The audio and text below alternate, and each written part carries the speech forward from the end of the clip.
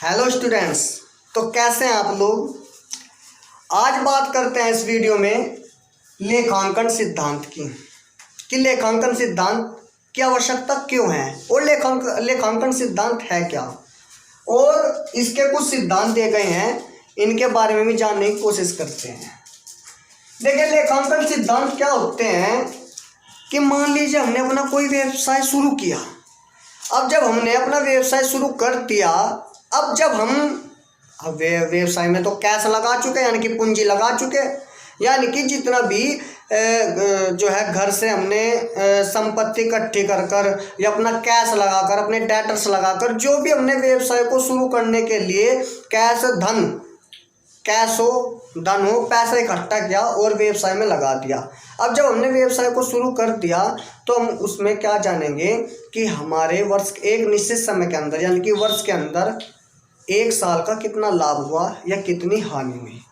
उन लाभ हानि का जो भी ब्यौरा होगा, टोटल ब्यौरा होगा, वो किस पद्धति के अनुसार रखें कि कम से कम खर्चे हों, एक्सपेंसेस की मात्रा घटे और इनकम की मात्रा बढ़े, और बिल्कुल शुद्ध लाभ हमको सही स्थिति ज्ञात की जा सके व्यापार की। यानी कि जो हमने व्यवसाय शुरू किया, अब बात यह है कि वे जो हम लाभ हानि पद्धतियाँ अपना मतलब लाभ हानि के खाते को हम किस पद्धति के अनुसार रखेंगे, वो कैसे पता चलेगा। वो पता चलेगा हमको इन अवधारणाओं से कि ये अवधारणा अपने आप में क्या कहते हैं। तो आइए जानते हैं इस वीडियो में। सबसे पहले जो इसकी अवधारणा है वह है चालू अवधारणा। चालू अवधारणा के नाम से हमको पता चल रहा कि चालू यानी कि व्यवसाय अपना अस्तित्व कानून द्वारा ही लाता है। अब मान लीजिए, अब मैंने तो कह दिया कि कानून द्वारा लाता है। अच्छा, कानून द्वारा कैसे लाता है। देखिए, जब भी हम कोई भी व्यवसाय या कोई भी कंपनी खोलते हैं या शुरू करते हैं तो वो कानून द्वारा रजिस्टर्ड होती है, ठीक है। अब जब व्यापार का जीवन कानून द्वारा चला तो इसका मरण भी कानून द्वारा, यानी कि इसका अस्तित्व, यानी कि इसका समापन, यानी इसका मरण भी कानून द्वारा ही होगा। ऐसा व्यापार कभी भी नहीं सोचता कि उसका अस्तित्व जल्द से जल्द मिट जाए, खत्म हो जाए। तो व्यापार अपना जो व्यवसाय है वो लंबे समय तक का करना चाहता है। देखिए, लेखांकन के अनुसार लेन देनों से जितनी भी लाभ हानि हुई उसका लेखा किन पद्धतियों को अपनाकर किया जाए, चाहे लाभ हो या उस पद्धतियों को अपनाने से हानि हो, व्यवसाय चलता रहेगा। व्यवसाय में कोई भी आए, मान लीजिए कोई साझेदार है या कंपनी में हमारे साथ कोई जुड़ा हुआ है, चाहे कोई व्यक्ति जिए या कोई व्यक्ति मरे, व्यवसाय के अस्तित्व पर कोई प्रभाव नहीं पड़ेगा। वह अपना कार्य सुचारू रूप से चलता रहेगा, यानी कि व्यवसाय अपना दायित्व निभाता रहेगा। अब चालू अवधारणा को 2 पॉइंटों में पढ़ेंगे। एक तो है व्यवसाय का चलना, दूसरा है संपत्ति का मूल्य, स्थायी संपत्ति का मूल्यांकन।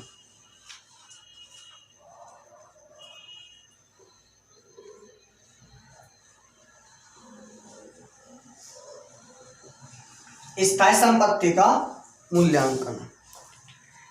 देखिए, व्यवसाय में चाहे शुरू होने के बाद की बात है ये, व्यवसाय में चाहे हानि हो या लाभ हो, व्यवसाय अपना कार्य सुचारू रूप से करता रहेगा, चाहे व्यवसाय में कैसी भी स्थिति आ जाए। सबसे पहली तो बात ये होगी इस अवधारणा के अनुसार। इसी में जो दूसरा पॉइंट है वो ये है कि जब हम स्थायी संपत्तियों का मूल्यांकन करेंगे वो डेट को घटाकर ही करेंगे। बैलेंस शीट के अंदर असेट वाले कॉलम में उसको लिख देंगे। देखो, स्थायी संपत्तियां क्या क्या होती हैं। स्थायी संपत्ति जैसे कार, बिल्डिंग, यानी कि कोई भी ऐसी संपत्ति जो घिस रही है और घिसने के कारण व्यवसाय में उसके नियंत्रण प्रयोग के कारण, किसी भी कारण उसकी जो लागत है उसके मूल्य में कमी आ रही है, उसके मूल्य में जो भी कमी आ रही है, ठीक है, ऐसी संपत्तियों को कहेंगे स्थायी संपत्तियां। अब देखिए कि स्थायी जो संपत्तियां होती हैं उनका जो प्रयोग है, व्यवसाय तो सुचारू रूप से कर रहा, ठीक है भाई, प्रोडक्शन तो उतना ही हो रहा फैक्ट्रियों में, जो व्यवसाय का जो व्यापार का व्यवसाय है, जो भी वो उत्पादन कर रहे हैं, मशीन तो घिसी रही।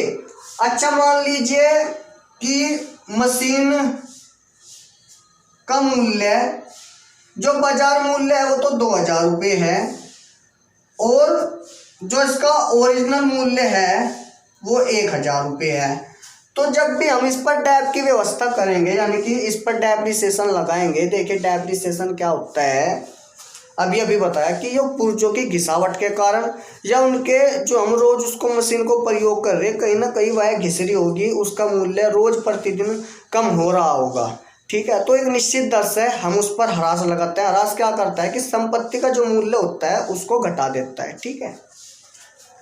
अच्छा, जो ह्रास लगाएंगे वो उसके बाजार मूल्य पर न लगाकर उसके जो लागत मूल्य है उस पर लगा देंगे। तो अच्छा, लागत मूल्य पर ही क्यों लगा देंगे, सवाल ये भी है, बहुत अच्छा सवाल है। देखिए कि व्यवसाय के कभी भी हम बाजार मूल्य, जो व्यवसाय है उसमें जो संपत्ति है स्थायी संपत्ति में जो मशीन है, बाजार मूल्य में पर डैप नहीं लगाएंगे। क्यों नहीं लगाएंगे? क्योंकि हमारा मकसद जो व्यवसाय की संपत्तियां हैं उनको बेचना नहीं है, उसकी सेवा ग्रहण करना है, ताकि वह व्यवसाय को आगे बढ़ा सके, व्यवसाय को बड़ा कर सके, ताकि जल्द से जल्द व्यवसाय की सेल्स हो, यानी कि माल सेल्स हो, यानी कि टर्नओवर बढ़े, और टर्नओवर बढ़ेगा जब तो रिवेन्यू आगम यानी कि प्रॉफिट बढ़ेगा, और जब भी हमारा व्यवसाय प्रगति करेगा। तो बाजार मूल्य पर हम इसलिए नहीं लगाते क्योंकि स्थायी संपत्तियों पर जो टैप लगता है, इस अवधारणा के अनुसार वो बाजार मूल्य पर न लगाकर हम लागत मूल्य पर लगाते हैं, ठीक है। और लागत मूल्य पर लगाने के बाद हम जितनी हमारी संपत्ति बची हुई है उसको हम बैलेंस शीट के अंदर असेट वाले कॉलम में डैप घटाकर उसका जितना भी मूल्य बैठा वो लिख देते हैं। अब चालू अवधारणा के बाद बात करते हैं एक रूपता का सिद्धांत। एक रूपता के सिद्धांत में क्या है कि मान लीजिए हमने कोई व्यवसाय शुरू किया, व्यवसाय शुरू करने पर अब हमको उसका लाभ हानि भी चाहिए। किन पद्धतियों को अपनाकर, किन कंसेप्ट को अपनाकर हमने उन लाभ हानि का जो भी लेन देन हुए उनसे संबंधित उनका लाभ हानि हुआ, उन लाभ हानि का लेखा किस प्रकार किया ताकि हमें शुद्ध से शुद्ध प्रॉफिट पता चल सके, ठीक है। तो हमें जो है व्यवसाय के अंदर कोई भी पद्धति चेंज नहीं करनी है, एक ही पद्धति रखनी है, ताकि हमारे जो व्यवसाय के प्रबंधक हैं या मालिक हैं, जिसने भी व्यवसाय शुरू किया होगा, उसको आने वाले भविष्य का पता चल जाए। अगर मान लीजिए हम पद्धति बदलेंगे तो ना तो हम अनुमानित लाभ का पता निकाल सकते, भाई पता तो नहीं कर सकते ना अनुमानित लाभ कितना होगा, ठीक है। मान लीजिए हमने कोई मशीन खरीदी थी 2000 रुपये की, और व्यापार को शुरू में लाभ हुआ, बहुत ही मुनाफा हुआ ज़्यादा है। अब जब मुनाफा ज़्यादा हुआ तो हमने क्या किया, डैप लगा दिया लागत पर, यानी कि ओरिजिनल कॉस्ट पर। अब अगले साल मुनाफा कम हो गया तो हमने बैलेंस पर, यानी कि जो उसका बचा हुआ शेष है, लागत पर हटाकर उसको कर्मागत पर कर दिया, यानी कि पद्धति यानी कि विधि डैप की चेंज कर दी। तो हम जो संपत्ति का मूल्य है या उससे जो भी जब वो अपना समय पूरा कर लेगी, यानी कि उसका संपत्ति का मरण हो जाएगा, तो हम उसका लाभ हानि अच्छी तरीके से ज्ञात नहीं कर सकते। तो क्या होगा, जब लाभ हानि नहीं ज्ञात कर सकते तो हम उसके अनुमानित जीवन का या उसके अनुमानित लाभ हानि का भी पता नहीं निकाल सकते। तो इस अवधारणा के अनुसार क्या है कि व्यवसाय में जो भी लाभ हानि होगी या लाभ हानि किस प्रकार निकालने की जो भी विधि होगी उसको एक ही रखेंगे।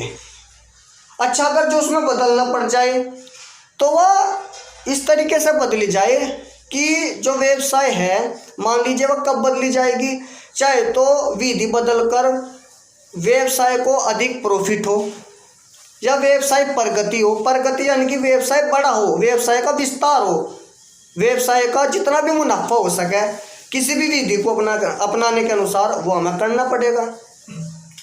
तो एक रूपता का सिद्धांत होना बहुत ही जरूरी है व्यवसाय के अंदर। अब बात करते हैं उपार्जन की, कि उपार्जन की अवधारणा क्या कहती है। देखिए, उपार्जन से पहले लेखांकन के सिद्धांत के ये पॉइंट्स हैं, ये अवधारणाएं हैं। लेखांकन का अर्थ भी तो आपको पता होना चाहिए कि लेखांकन क्या है, ठीक है। इसके लिए मैं अपने चैनल पर पहले ही वीडियो बना चुका हूँ। जो मेरे चैनल से नए जुड़े हुए स्टूडेंट्स हैं वो मेरे चैनल को सब्सक्राइब करें, वीडियो को लाइक और शेयर जरूर करें, ताकि आने वाले नोटिफिकेशन सबसे पहले अकाउंट से संबंधित आपको मिले। मैं देखो जो ये अवधारणा है वो बहुत ही सरल तरीके से बताता हूँ, ठीक है। तो अब बात करते हैं उपार्जन की। उपार्जन अवधारणा क्या है कि मान लीजिए हमने कोई व्यवसाय शुरू किया, जितने भी उससे लेन देन हुए, जितना भी हमारा आगम हुआ, आगम का मतलब है जितना भी हमने जो है माल बेच दिया, सेल्स कर दिया, टर्नओवर कर दिया। अब माल बेचने पर जो भी प्रक्रिया होगी, चाहे वो नकदी की हो या फिर उधार की, उसको कहेंगे आगम, ठीक है। अब उधार हो या नकदी हो, वर्ष से संबंधित, इस अवधारणा के अनुसार वर्ष से संबंधित जितने भी हमारे आगम होंगे और हमारे खर्चे होंगे, चाहे उनका भुगतान हुआ हो खर्चों का या ना हुआ हो, जितने भी उस वर्ष से संबंधित होंगे, मैं विशेष तौर पर कह रहा हूँ, जितने भी उस वर्ष से संबंधित होंगे सभी का लेखा उसी 1 मिनट, सभी का लेखा उसी वर्ष में कर देंगे लाभ आने के अंदर, ठीक है। ताकि हमें पता चल सके कि जो व्यवसाय है उस साल उसका टर्नओवर होकर कितना लाभ हानि हुआ, या लाभ हुआ या हानि हुआ। मान लीजिए प्रीपेड है, हमने इंश्योरेंस के 200 रुपये दिए, अब प्रीपेड तो कर दिए हमने, अगले वर्ष के कर दिए ना, कि अगले वर्ष जो भी हमारा प्रीमियम होगा हमने एडवांस दे दिया, ठीक है। पूर्वदत्त का मतलब होता है, प्रीपेड का मतलब होता है पूर्वदत्त, यानी कि किसी को जब हम एडवांस पैसा देते हैं, एडवांस भुगतान करते हैं खर्चों का, तो उस प्रक्रिया को क्या कहते हैं, प्रीपेड कहते हैं, यानी कि पूर्वदत्त कहते हैं, यानी कि पैसा एडवांस देना कहते हैं, ठीक है। अब दिया तो हमने अगले वर्ष का, जो समय भी आया भी नहीं, लेकिन भुगतान तो इस वर्ष के अंदर कर दिया। तो चाहे एक्रूड हो, अनएक्रूड हो, प्रीपेड हो या फिर हमारा आउटस्टैंडिंग हो, ठीक है। तो उससे संबंधित जितने भी लेखे होंगे इस उपार्जन अवधारणा के अनुसार उस वर्ष में, जिस वर्ष का हम लाभ हानि ज्ञात कर रहे हैं, उसमें आ जाएंगे, ठीक है। ऐसे ही खर्चे हैं, चाहे वो प्रोविजन हो, किसी चीज का संचय करना हो, किसी के लिए आयोजन करना हो कि भाई इतना पैसा डूब गया या इतना प्राप्त हो गया, या जो भी हमारी इनकम हो या हमारे एक्सपेंसेस हो, ठीक है, उनका लेखा उस वर्ष के से संबंधित जितने भी लेखे हैं, आगम का हो या खर्चों का हो, वो इस अवधारणा के अनुसार कर देंगे, ठीक है। अब बात करते हैं व्यवसाय के अस्तित्व की अवधारणा की। यह अवधारणा क्या है, ये कहती है कि जो हमारा व्यवसाय है और व्यवसाय को जो शुरू करने वाले हैं, ठीक है, जो चलाने वाले हैं, यानी कि जो शुरू करने वाले हैं, जिसने व्यवसाय को जन्म दिया, वो अलग है। यानी कि इस अवधारणा में ये कहा गया है कि जो व्यवसाय है और व्यवसाय का स्वामी है, दोनों का अस्तित्व अलग अलग है, ठीक है। देखो, व्यवसाय का जीवन और मरण कानून के द्वारा है, और स्वामी का जीवन मरण सीधी सी बात है भगवान के अनुसार होगा, ठीक है। मान लीजिए व्यवसाय के अंदर स्वामी ने 2 लाख रुपए लगाए और 2 लाख रुपए लगाकर हमने कोई व्यवसाय शुरू किया, ठीक है भाई। अब व्यवसाय तो शुरू कर दिया, लेकिन जो व्यवसाय है वो अपने ऊपर खर्चा मानना है, अपना दायित्व मानता है कि मेरे मालिक ने जितने मेरे ऊपर पैसे लगाए, मुझको एक निश्चित समय के बाद जब मेरा अस्तित्व खत्म होगा मुझको लौटाना है। तो ये अवधारणा इस बात पर जोर देती है कि जो व्यवसाय है और व्यवसाय को चलाने वाले स्वामी हैं, उनका जीवन, उनका अस्तित्व बिल्कुल अलग अलग है, दोनों एक नहीं है। ठीक है, क्यों है? क्योंकि मान लीजिए कोई अपने पैसे के ऊपर ब्याज थोड़ा ही देगा। जब हम लाभ हानि का खाता बनाते हैं तो मान लीजिए हमने 2 लाख रुपए लगाए व्यवसाय में, शुरू कर दिया व्यवसाय, तो लाभ हानि में क्या करते हैं? टू इंटरेस्ट ऑन कैपिटल, यानी कि पूंजी पर ब्याज। अब पूंजी किसकी है? स्वामी की है, तो ब्याज तो जा रहा ना। और लाभ हानि में क्या आता है? सारे खर्चे, सारी प्राप्तियां। ठीक है, तो खर्चा मानकर जितना भी इंटरेस्ट होगा 2 लाख पर वो घटा देंगे। इसलिए व्यवसाय अलग है, व्यवसाय का स्वामी अलग है। व्यवसाय में कोई आए कोई भी जाए, व्यवसाय पर कोई प्रभाव नहीं पड़ता है, न इसका अस्तित्व खत्म होता है। इसका अस्तित्व जब भी खत्म होगा जब इसके समापन की स्थिति हो। समापन का मतलब है जब इसके मरने की स्थिति हो, जब व्यवसाय पर कर्जा ज़्यादा हो जाए, ठीक है, लाइबिलिटी ज़्यादा हो जाए, यानी कि दायित्व ज़्यादा हो जाए, जिसका पैसा देना है वो ज़्यादा हो जाए और हमारे पास जो संपत्ति है वो कम हो जाए। ठीक है, तो आज के लिए इस वीडियो में इतना ही। मिलते हैं अगली नेक्स्ट वीडियो में।